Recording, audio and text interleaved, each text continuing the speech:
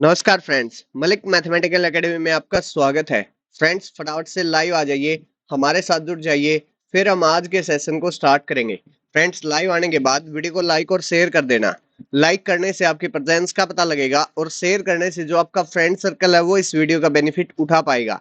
तो आ जाइए फ्रेंड्स, फटाफट से लाइव, फिर हम आज के सेशन को स्टार्ट करते हैं। आज मैं आपके लिए क्या लेकर आया हूं उसके बारे में बात कर लेते हैं। भाई, आज का जो डिस्कशन का टॉपिक है वो एचएसएससी सीईटी का जो पहली शिफ्ट है 26 जुलाई को जो मॉर्निंग के अंदर या जो फर्स्ट शिफ्ट में हमारा जो एग्जाम हुआ था भाई, उसके क्वेश्चन सोल्व आउट करेंगे। उसके जो भी क्वेश्चन आए थे उनका सॉल्यूशन हम करेंगे। स्टार्ट करने से पहले फटाफट से एक बार वीडियो को लाइक और शेयर कर दो भाई। फिर हम स्टार्ट करते हैं। उस शिफ्ट के अंदर जो पहला क्वेश्चन आया था वो ये आया था भाई, the Chaudhary Bansilal cricket stadium is located in which city of Haryana. मतलब चौधरी बंसीलाल क्रिकेट स्टेडियम हरियाणा के किस शहर में स्थित है, ये पूछ रखा था भाई। लाली में है, पंचकुला में है, फरीदाबाद में है, गुरुग्राम में है, या उत्तर नहीं देना चाहते। तो इसका सही सही आंसर है भाई, लाली के अंदर है। ए ऑप्शन इसका है भाई, ए ऑप्शन इसका करेक्ट है भाई। अगर बात करें भाई अगले प्रश्न की बारे में, तो उसमें पूछ रखा है भाई, ईमेल के संदर्भ में MIME का क्या अर्थ होता है। जो ईमेल के अंदर है MIME का जो शॉर्ट फॉर्म के अंदर राइट करते हैं, उसका क्या मतलब होता है। Mail internet message extension, Microsoft internet messaging environment, multipurpose internet mail extensions, mobile integrated mail encapsulation, या उत्तर नहीं देना चाहते भाई। क्या आएगा भाई इसका आंसर, फटाफट से बताओ एक बार। इसका अगर मैं राइट आंसर के बारे में बात करूं तो सी ऑप्शन आएगा भाई।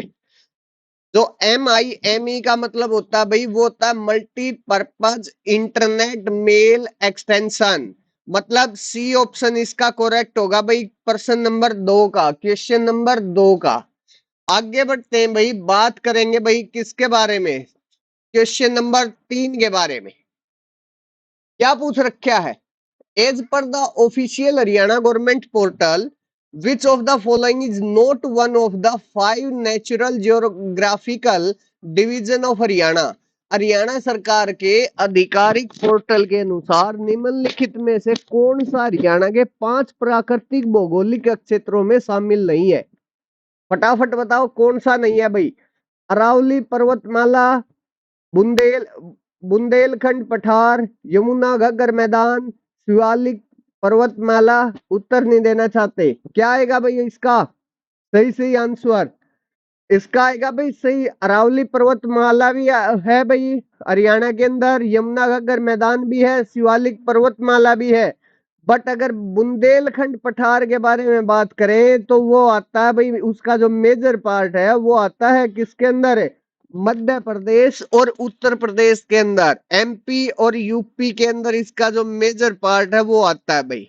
ठीक है, तो इसका मतलब यही क्या नहीं है भाई, जो 5 प्राकृतिक भौगोलिक क्षेत्र है उसमें शामिल नहीं है। हरियाणा के जो 5 प्राकृतिक भौगोलिक क्षेत्र है उसके अंदर शामिल नहीं है। इसका मतलब इस क्वेश्चन का जो आंसर है वो क्या आ गया भाई, बी ऑप्शन आ गया भाई, बी ऑप्शन।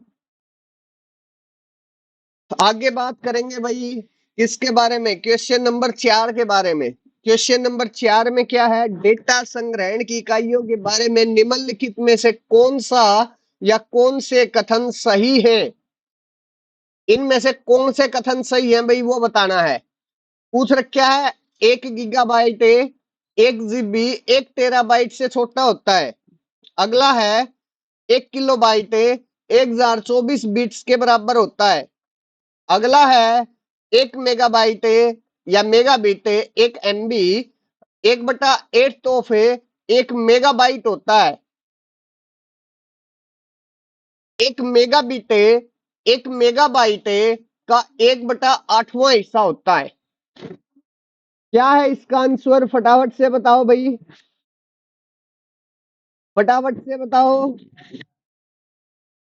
देखो, जो भी काम चलता है ना भाई इसके अंदर, जैसे 1 GB है वो हमारे पास 1024 MB के बराबर होता है, 1024 पर काम चलता है। ठीक है, क्लियर है। 1 GB हमारे पास 1024 MB के बराबर होता है। पहली बात तो अच्छा, दूसरा ये क्लियर है कि 1 KB मेरे पास 1024 बिट के बराबर होगा। क्या ये ठीक है भाई? इसके अकॉर्डिंग एक्चुअल में इस क्वेश्चन का ये जो है वो कंप्यूटर साइंस कंप्यूटर का क्वेश्चन है भाई। और इसका जो आसान जो आंसर है भाई वो है 1 GB जो होता है भाई वो टेराबाइट से छोटा होता है। एक तो ये स्टेटमेंट ठीक है। अगली स्टेटमेंट के बारे में बात करूं तो एक स्टेटमेंट ये ठीक है भाई, 1 मेगाबाइट बिट 1/8 तोहफे के मेगाबाइट होता है। ठीक है, सिर्फ ये दो ही स्टेटमेंट इसकी ठीक है भाई। मतलब है 1 और 3 हमारे पास ठीक है, तो सी ऑप्शन इसका है भाई। कौन सा है? सी ऑप्शन इसका करेक्ट है। ठीक है, आगे बढ़ेंगे भाई। 5वें प्रश्न पर बात करेंगे। 5वें प्रश्न के अंदर क्या पूछ रहा है, यदि वैश्वीकरण के बाद किसी देश का गिनी गुणांक बढ़ता है तो इसका क्या तात्पर्य है? आय असमानता और भी खराब हो जाती है, गरीबी के स्तर में समान रूप से कमी आई है, आय वितरण में कोई परिवर्तन नहीं आया है, उत्तम अंतरराष्ट्रीय व्यापार हुआ है, या फिर उत्तर नहीं देना चाहते। क्या आता है भाई जब भी गिनी गुणांक की बात आती है तो वो दर्शाता है किसको भाई? आय को, कि आय पर पर्सन क्या है। और जब वो बढ़ता है तो जो आय असमानता है वो और भी खराब हो जाती है भाई। ठीक है, तो इसका जो आंसर आएगा वो ए ऑप्शन आएगा। ये हमेशा जो गिनी गुणांक है इसका घटना या इसका बढ़ना ये किस पर डिपेंड करता है? आय पर पर पर्सन।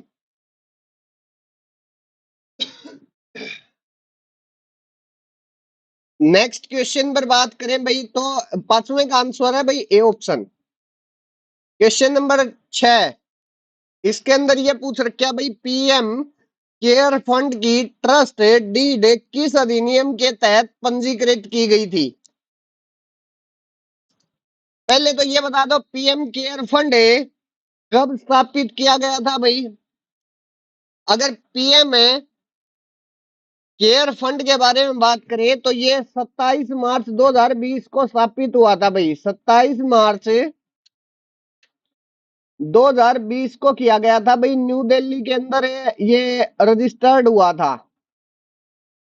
न्यू दिल्ली के अंदर रजिस्टर्ड किया गया था 27 मार्च 2020 को।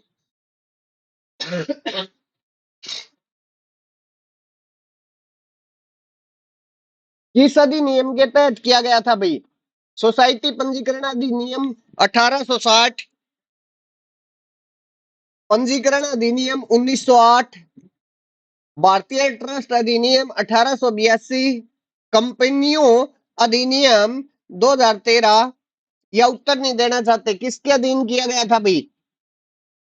27 मार्च 2020 को न्यू दिल्ली के अंदर रजिस्टर्ड हुआ था, न्यू दिल्ली के अंदर पंजीकृत किया गया था। पंजीकरण अधिनियम 1908 के अंतर्गत किया गया था भाई। ऑप्शन बी इसका है भाई, ऑप्शन बी करेक्ट है। चलिए आगे बढ़ते हैं, क्वेश्चन नंबर 7 पर बात करते हैं भाई। भारत की पहली बुलेट ट्रेन परियोजना के बारे में निम्नलिखित में से कौन कौन से कथन सही है? पहला क्या है भाई? इसमें सूरत, वडोदरा और साबरमती सहित 12 स्टेशन होंगे। इसमें भारत की पहली समुद्र के नीचे की रेल सुरंग का निर्माण शामिल है। इसका उद्देश्य मुंबई और अहमदाबाद के बीच यात्रा समय को 3 घंटे से कम करना है। इसे जापान की वित्तीय और तकनीकी सहायता से क्रियान्वित किया जा रहा है। क्या है भाई पहली बुलेट ट्रेन परियोजना? क्या है भाई? भारत की कहां से कहां तक है भाई? अच्छा, कुछ मैं बता देता हूं इसके बारे में। ये 7 किलोमीटर अंडर सी है और 21 किलोमीटर टनल सेक्शन के अंदर है।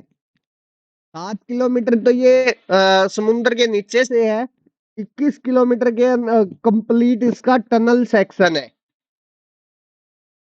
अगर समुद्र के बारे में बात करें तो ये कहाँ मेन से किसके नजदीक पड़ गया भाई? सूरत, वडोदरा और साबरमती के नजदीक। तो पहली जो स्टेटमेंट है वो भी ठीक है इसकी। अच्छा, समुद्र के नीचे रेल सुरंग का निर्माण शामिल है, हाँ जी ये भी ठीक है इसका। क्योंकि 7 किलोमीटर भाई अंडर सी इसने रेल सुरंग का निर्माण करना है। तीसरा ऑप्शन भी ठीक है भाई, Mumbai and Ahmedabad to under 3 hours के लिए रिड्यूस कर देगी भाई। और फोर्थ भी इसका ठीक है कि ये जापान से हम, क्योंकि बुलेट ट्रेन सबसे पहले चली ही कहाँ थी भाई? जापान के अंदर से ही उसका विकास हुआ था भाई। हमारे यहाँ पर जापान की ही टेक्निक का यूज किया जाता है बुलेट ट्रेन के अंदर। तो ये चारों के चारों ऑप्शन इसके ठीक है भाई। तो 7 का ए ऑप्शन मेरे पास ठीक आ जाएगा। चारों की चारों स्टेटमेंट ठीक है जी। 8वें क्वेश्चन पर बात करेंगे भाई। 8वां क्वेश्चन क्या है? निम्नलिखित में से किस शहर को 2024 एशिया की हरित राजधानी का खिताब दिया गया है? अगर बात करें भाई एशिया की हरित राजधानी 2024 में, तो आई थिंक भाई किसी को भी नहीं दिया गया था हरित राजधानी का। जो भी ये खिताब था वो किसी को नहीं दिया गया था। बट फिर भी उससे पहले जो चल रहा है भाई, जो एशिया की हरित राजधानी है वो हमारे पास सिंगापुर चल रहा है। तो इसका ए ऑप्शन आ जाएगा। मैंने सर्च किया था, देखा था भाई। तो वहां से यही निकल कर आया था कि 2024 के अंदर हो सकता है भाई कंट्रोवर्सी हो इस क्वेश्चन पर देखने के बाद ही पता चलेगा भाई एक्चुअल में जो एसएससी ने किस बेस पर ये क्वेश्चन डाला है। आगे बात करते हैं भाई क्वेश्चन नंबर 9 पर। ये बड़ा अच्छा क्वेश्चन है भाई।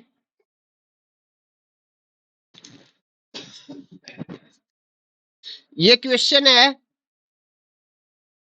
एक फैक्ट्री के अंदर 3 मशीनें हैं भाई और एक विजेट बनाने का काम करती है, मतलब कुछ भी काम करती है भाई, कुछ बनाने का काम करती है। ए और बी हमारे पास 4 घंटे के अंदर 100 विजेट बनाते हैं। बी और सी हमारे पास 5 घंटे के अंदर भी 100 विजेट बनाते हैं। ए और सी भी हमारे पास है 2.5 घंटे के अंदर 100 विजेट बना लेते हैं भाई। तो ए 100 विजेट कितने समय में बनाएगा ये पूछ रखा है भाई। ठीक है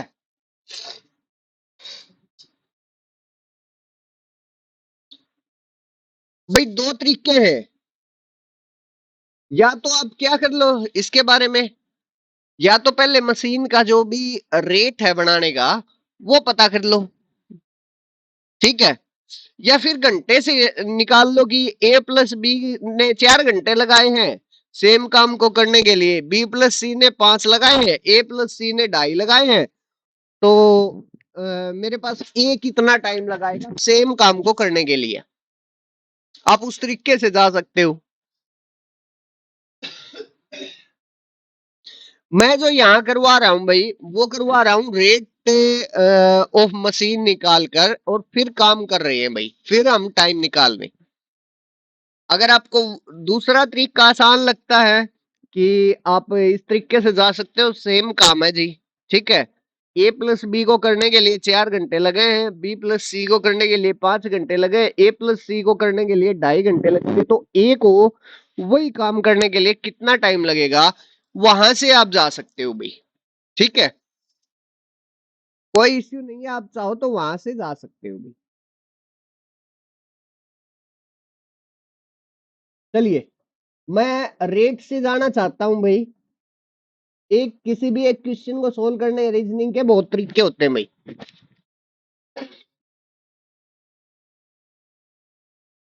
चलो, मैं आर ए के बारे में बात करता हूं प्लस आर बी के बारे में बात करता हूं। आर ए का क्या मतलब है? रेट ऑफ ए मशीन ए, ठीक है, कि किस रेट से मशीन चल रही है भाई, किस रेट से बी मशीन चल रही है भाई, ठीक है। तो ये है आर ए और आर बी का मतलब। आर सी का भी यही मतलब है कि सी जो मशीन है वो किस से रेट से चल रही है। ये मेरे पास दे रखा है भाई 100, डिवाइड बाई, अगर मैं 4 घंटे में 100 विजिट बना हुआ है तो डिवाइड बाई 4 कर दूं तो मेरे पास क्या आ जाएगा, 25 विजिट आ जाएगा भाई पर आवर। मतलब रेट ऑफ ए मशीन ए और मशीन बी दोनों का मिलाकर कितना है भाई, 25 विजिट बनाते वो 1 घंटे के अंदर।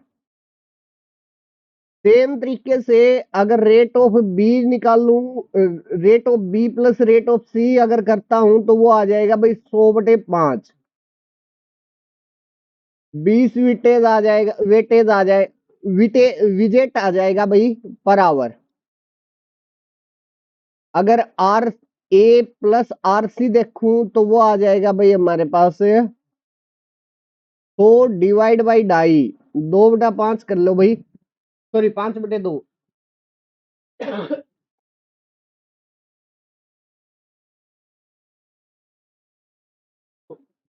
या ऐसे ही कर दो 2.5, तो ये आ जाएगा भाई 40 विजेट पर आवर, ठीक है। अब मुझे रेट ऑफ मशीन किसका निकालना, ए का, क्योंकि ए पर हमने पता करना कि कितने 100 विजेट बनाने के लिए कितना टाइम लगेगा। तो देखो तीनों इक्वेशंस को जोड़ दो तो मेरे पास हो जाएगा 2RA plus RB plus RC। ये आ जाएगा भाई मेरे पास यहां से 8 और 20 80 और 5 85 विटेज per hour. RA plus RB plus RC मतलब तीनों मशीन्स का जो रेट है, रेट पर आवर, वो आ गया भाई 85/2 विटेज पर आवर, ठीक है। निकालना किसका है, एक मशीन का निकालना है जी, ए का। अगर मैं इस सारे में से R B plus R C ये घटा दूं, मीन्स इन दो मशीन्स का जो रेट है, दर है जो इसकी, ये अगर मैं घटा देता हूं तो मेरा काम चल जाएगा। वहां से क्या आ जाएगा, आर ए आ जाएगा, क्योंकि R B plus R C की यहां से वैल्यू दे रखी है ना, तो उसको पुट कर दो तो मेरे पास आर ए आ जाएगा यहां से 85/2 माइनस में 20, तो वो आ जाएगा मेरे पास 85 माइनस 40/2 सोल आउट करने के बाद। तो ये आ गया भाई 45/2। अब आ गया भाई 22.5 विटेज पर आवर आ गया, कि एक मशीन 1 घंटे 22.5 विटेज बना देती है। 100 विटेज बनाने के लिए टाइम लगेगा, कितना टाइम लगेगा, टाइम के लिए क्या करेंगे, 100 विटेज बनवाने में भाई 1 घंटे में काम कितना है, 22.5 विटेज का टोटल विटेज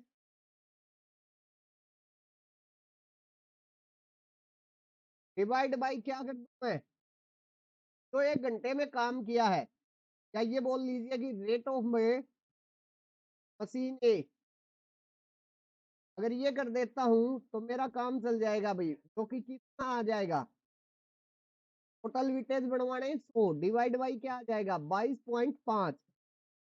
यहां से जब सोल आउट करेंगे इसको तो मेरे पास क्या आ जाएगा,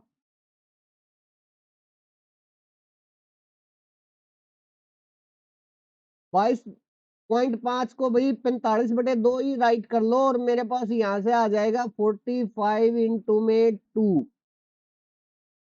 200/45 आ जाएगा। और लास्ट में कट पिट के ये क्या आ जाएगा, ऊपर तो 40 आ जाएगा और नीचे आ जाएगा 9। तो 40/9 आवर के अंदर ए जो है वो 100 विटेज बना के तैयार कर देगी।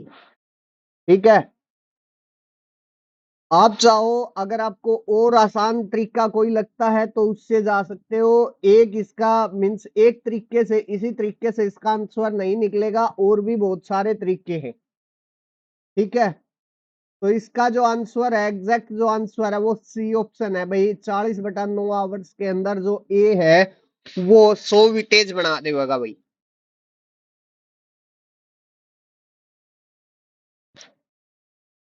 चलिए भाई, अगले क्वेश्चन पर बात करेंगे, क्वेश्चन नंबर 10 पर।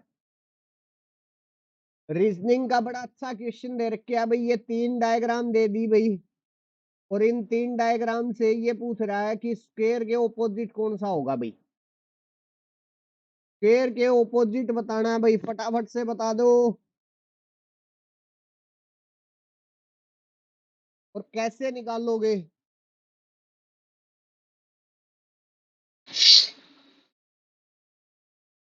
एक काम कर लो, ऐसी चीजों के लिए हम घन को बना लेते हैं भाई। इस तरीके से बना लो, और जो उनकी साइड है भाई उनको नाम दे दो। 1 2 3 4 5 इस तरीके से नाम दे दो। अगर मैं नाम दूं भाई, तो यहाँ इस साइड को मैं 1 नाम दे रहा हूं, इस नीचे वाले को 2, यहाँ 3 और यहाँ 4। ऊपर वाली को मैं 5 नाम दे रहा हूं भाई, और नीचे वाली को मैं 6 का नाम दे रहा हूं भाई। ठीक है, तो हमारे पास 6 की 6 साइड आ गई भाई। अब सुनो, सबसे पहले हमें किसके बारे में बताना है? वर्ग या स्क्वायर का विपरीत बताना, ऑपोजिट क्या होगा। पहले तो देखो क्या आएगा। अगर यहां से हम काम करना स्टार्ट करें, यहां से, तो अगर मेरे पास कहीं भी सर्कल आ गया, तो मेरे पास उसके साथ में क्या आएगा? ट्रायंगल आएगा। अगर मैं ये ध्यान से देखूं, अगर 1 नंबर पर मैं क्या ले रहा हूं भाई? ट्रायंगल ले रहा हूं। सॉरी, अगर यहां क्या करें भाई, हमें 2 पर अगर सर्कल लेकर आए, बाहर वाली साइड पर सर्कल ले लिया, ठीक है, तो इसी के अकॉर्डिंग इसको देख लो। 3 पर मेरे पास क्या आएगा? 3 पे आ जाएगा जी ट्रायंगल। ठीक है, अब एक चीज ध्यान से देखो, अगर मेरे पास 2 सर्कल पर है तो उससे नेक्स्ट क्या है? क्रॉस है यहां पर। तो अगर 2 की इस साइड, बाहर वाली साइड मेरे पास क्या था भाई? सर्कल था। तो इस साइड जो जहां 1 नंबर है, वहां मेरे पास क्या आ जाएगा भाई? क्रॉस आना पड़ेगा। ठीक है, क्लियर है? अब देखो,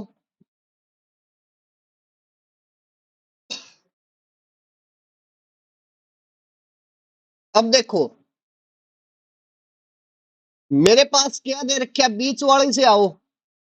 यहां अगर मैं क्रॉस और ट्रायंगल लेकर आता हूं, तो मेरे पास उनके साथ में क्या आ रहा है भाई? स्क्वायर आ रहा है।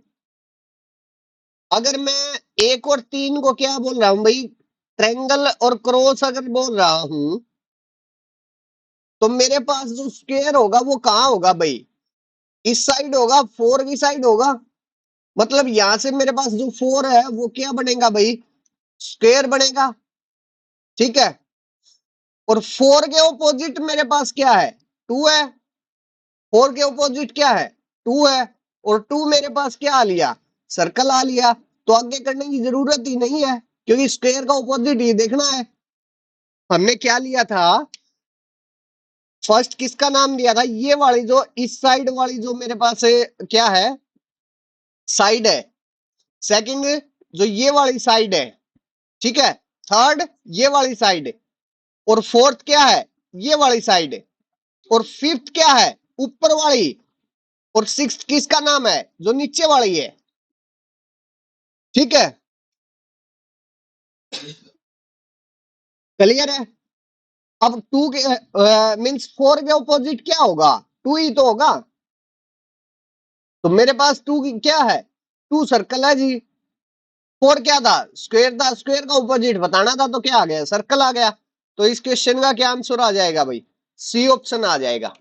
तो ये पहले 10 क्वेश्चन थे भाई, जो शिफ्ट एक के अंदर पेपर हुआ था उसके भाई। अगर ये क्वेश्चन आप सभी को समझ आ गए हैं तो प्लीज भाई वीडियो को लाइक कीजिए, वीडियो को शेयर कीजिए, वीडियो को लाइक कीजिए, वीडियो को शेयर कीजिए। साथ के साथ भाई चैनल को भी सब्सक्राइब कर लीजिए और बेल आइकन भी प्रेस कर लीजिए, ताकि मेरी जो न्यू कमिंग वीडियो है उसका भी नोटिफिकेशन आप लोगों को मिल सके। तो फ्रेंड्स, इस सेशन में बस इतना ही। मिलते हैं नेक्स्ट सेशन में, तब तक के लिए bye bye friends, thank you.